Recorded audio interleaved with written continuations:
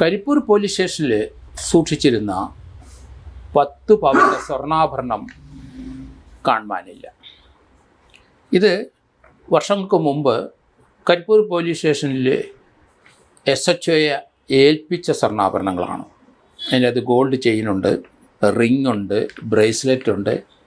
ഇത് കരിപ്പൂർ എയർപോർട്ടിൻ്റെ പരിസരത്ത് പല സ്ഥലത്തും ചെതറിക്കിടുന്ന സാധനമാണ്.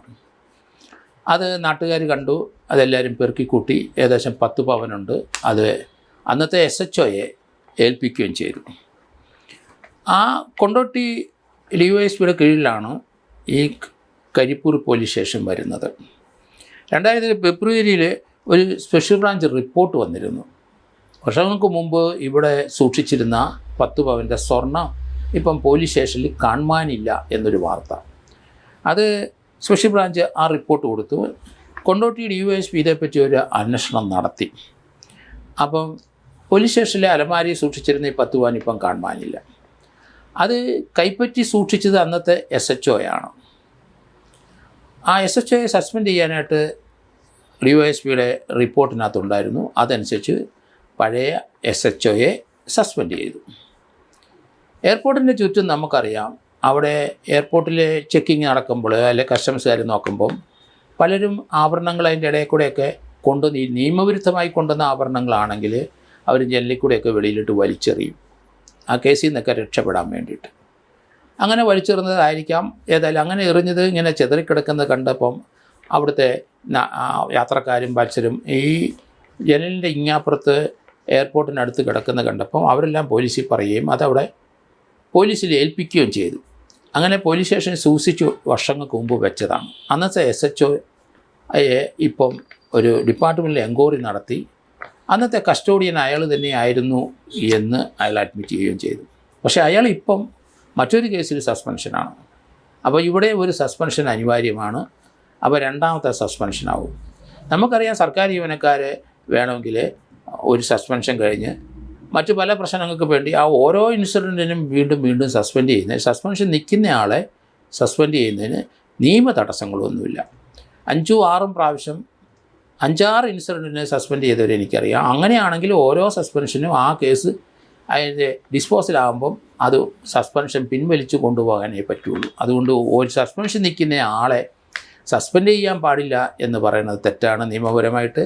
ഇപ്പോഴേ ഈ കരിപ്പൂർ പോലീസ് സ്റ്റേഷനിലെ SHO ഈ സ്വർണം സൂക്ഷിച്ച ആൾ അത് അഡ്മിറ്റ് ചെയ്തിരിക്കുന്നു. കാരണം അയാൾ എടുത്തായിരിക്കാം, അതിനുള്ള സാധ്യതയാണ് കൂടുതൽ കാണുന്നത്. അത് തിരിച്ചു കൊടുക്കാം എന്ന് വരെ പറഞ്ഞു. എന്ന് പറഞ്ഞാൽ 10 ലക്ഷം രൂപ ഉണ്ടാക്കി കൊടുക്കേണ്ടി വരും.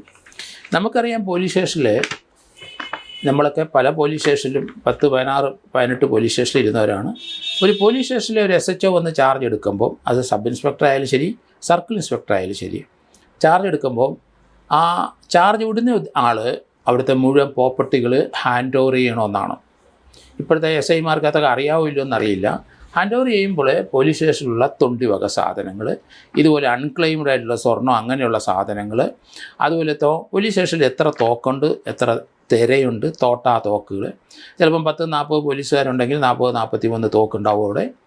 അതെല്ലാം അവിടെ റൈറ്റർ സൂക്ഷിക്കുകയാണെങ്കിലും ഒരു SHO ഒന്ന് ചാർജ് എടുക്കുമ്പം അയാൾ അത് മുഴുവൻ വെരിഫൈ ചെയ്ത് മറ്റേ SHOയുടെ നിന്ന് അല്ലെങ്കിൽ മറ്റേ SIയുടെ സർക്കിളിൽ നിന്ന് കൈപ്പറ്റണം. അങ്ങനെ പ്രോപ്പർട്ടി രജിസ്റ്റർ ഉണ്ട്, അതിനകത്ത് ഈ ഓരോ ഐറ്റവും കൈപ്പറ്റുമെന്ന് എഴുതി ഒപ്പിട്ട് കൊടുക്കണം. അങ്ങനെയാണ് ഒരു പോലീസ് സ്റ്റേഷൻ്റെ ചാർജ് നമ്മൾ മറ്റൊരാളെ ഏൽപ്പിക്കുന്നത്. അത് പലർക്കും അറിയില്ല, ചാർജ് വിട്ട് അങ്ങ് പോകുന്നതായിട്ടാണ് നമുക്കൊക്കെ തോന്നുന്നത്. പക്ഷേ വളരെ ഉത്തരവാദിത്തമുള്ള ജോലികളാണ്. പോലീസ് സ്റ്റേഷനിൽ നമുക്കറിയാം, അവിടെ പല വാഹനങ്ങൾ പിടിച്ചു കിടപ്പുണ്ടാവും. മോഷണ കേസിനകത്ത് പല തൊണ്ടി സാധനങ്ങളും പോലീസ് സ്റ്റേഷനിൽ സൂക്ഷിച്ചിട്ടുണ്ടാവും. എത്ര കേസിൽ തൊണ്ടി ഉണ്ടെങ്കിലും അത്രയും കേസിൻ്റെ കേസ് നമ്പരും ആ തൊണ്ടി വിവരങ്ങളും ചേർത്ത് അത് കൈപ്പറ്റി എന്ന് പറഞ്ഞ് ഒപ്പിട്ട് കൊടുക്കേണ്ടി വരും. ഇത് പലരും അത് ഇഗ്നോർ ചെയ്യുകയോ ഉത്തരവാദിത്തത്തോടെ പെരുമാറുകയോ ചെയ്യാതിരിക്കുമ്പോൾ ഇപ്പം തന്നെ ഈ 10 ലക്ഷം രൂപ സ്വർണം അത് ആരുടെ തലയിൽ വീഴുന്ന അന്നത്തെ SHO ആരാണോ അത് കൈപ്പറ്റിയ ആളുടെ പുറത്താണ് ഇപ്പം ആക്ഷേപം വന്നിരിക്കുന്നത്. അയാൾ അതിന് ഉത്തരവാദിത്തം ഏറ്റെടുത്തു. പല പോലീസ് സ്റ്റേഷൻ ഇതുപോലുള്ള സംഭവങ്ങൾ, ഈ പേരുക്കുട പോലീസ് സ്റ്റേഷനിൽ ഇതുപോലുള്ള സംഭവം ഉണ്ടായിട്ടുണ്ട്. അതിനകത്ത് ഇപ്പോഴും റിട്ടയർ ചെയ്ത ശേഷം പലരും അതിൻ്റെ പുറകെ നടക്കുന്നവരാണ്. കാരണം അതൊക്കെ ഡിപ്പാർട്ട്മെൻറ്റ് വിടില്ല. നമുക്ക് ഒരു പോലീസ് സ്റ്റേഷനിൽ ഒരു SHO സബ് ഇൻസ്പെക്ടറോ സർക്കിൾ ഇൻസ്പെക്ടറോ വന്ന് ചാർജ് എടുക്കുമ്പം അവിടെ എത്ര തോക്ക്, എത്ര തിര, എത്ര കാറുകൾ പിടിച്ചു കിടപ്പുണ്ട്, എത്ര തൊണ്ടി സാധനങ്ങൾ, എത്ര book, CRPC IPCC evidence action എത്ര ബുക്ക്, അതുപോലെ വൗച്ചറുകൾ, അങ്ങനെ അവിടുത്തെ രജിസ്റ്ററുകൾ, ഇതെല്ലാം ഒന്ന് പാത്രങ്ങളുണ്ടെങ്കിൽ അത്, കസേര, മേശ, അങ്ങനെയുള്ള മുഴുവൻ സാധനങ്ങളും ഓരോന്ന് ചെക്ക് ചെയ്ത് ഏൽക്കണമെന്നാണ്. അങ്ങനെ അവിടെ രജിസ്റ്റർ ഉണ്ട്, പ്രോപ്പർട്ടി രജിസ്റ്റർ, അതിനകത്ത് ഒപ്പിട്ട് കൊടുക്കണം. ചാർജ് കൂടുന്നയാൾ ഇന്നേ ദിവസം ഞാൻ ഇതെല്ലാം ഏൽപ്പിക്കുന്നു നിങ്ങളെ എന്ന് പറഞ്ഞ് അയാളത് ഏറ്റു എന്ന് പറയണം. അതിൻ്റെ ഒരു ലിസ്റ്റും ഉണ്ടാവും. ഇതൊക്കെയാണ് ഉത്തരവാദിത്തമുള്ള ഈ ജോലിയുടെ പ്രത്യേകത. അതൊന്നും പലർക്കും അറിയില്ല എന്ന് എനിക്ക് തോന്നുന്നു. ചാർജ് വിട്ട് പലരും പോകുന്നത് ഞാൻ കണ്ടിട്ടുണ്ട്. അതിനൊക്കെ ഇതുപോലെയുള്ള പ്രശ്നങ്ങളുണ്ടാവും. ഇതിപ്പോൾ സ്വർണ്ണമായതുകൊണ്ട് 10 ലക്ഷം രൂപ അയാൾ ഉണ്ടാക്കി കൊടുക്കേണ്ടി വരും. അതിനകത്ത് ഇപ്പം അയാൾ അവിടെ SHO ആയിരുന്നപ്പോൾ അടുത്ത SHO അത് ഏൽപ്പിച്ചിട്ടില്ല. ഇയാൾ തന്നെ അതിൻ്റെ ഉത്തരവാദികൾ. അതുകൊണ്ട് വീട് വിറ്റായാലും എങ്ങനെയായാലും 10 ലക്ഷം രൂപയുടെ മുതൽ അവിടെ കൊടുത്തേ പറ്റുള്ളൂ. അതുകൊണ്ട് അത് ഡിപ്പാർട്ട്മെൻറ്റ് ഇതുവരെ അത് ആരും ക്ലെയിം ചെയ്തിട്ടില്ലെങ്കിൽ തന്നെയും അത് ഗവൺമെൻറ് പ്രോപ്പർട്ടി ആയിട്ട് മാറേണ്ടി വരും. ഇയാളിൽ നിന്ന് അത് പിടിച്ചെടുക്കുകയും ചെയ്യണം.